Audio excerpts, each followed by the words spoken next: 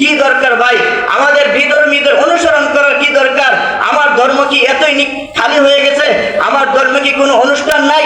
আমার ধর্মে কি আনন্দ বলতে কিছু নাই? আল্লাহ রাব্বুল আলামিন তো আমাকে শবে বরাত দিয়েছেন, আমাকে শবে কদর দিয়েছেন, 2 ঈদের রাত দিয়েছেন আনন্দ উল্লাসের জন্য, আমার খুশি তালাশ করার জন্য। তাহলে এগুলো বাদ দিয়ে কেন আমার বিজাতিদেরকে অনুসরণ করতে হবে? তাহলে মুসলমান একটু সতর্ক থাকবো।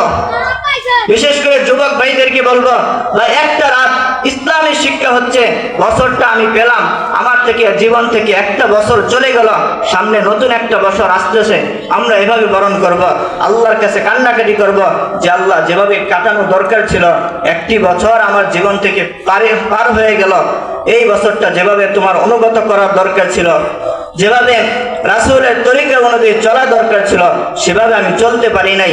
আল্লাহ আমার গুনার জন্য আমি লজ্জিত, আমি আপনার কাছে তওবা করতেছি, ইস্তিগফার করতেছি, জীবনে আর গুনাহ করব না, সামনের বছরটা আমি ভালোভাবে পালন করব। আমাদের উচিত ছিল এটা করা।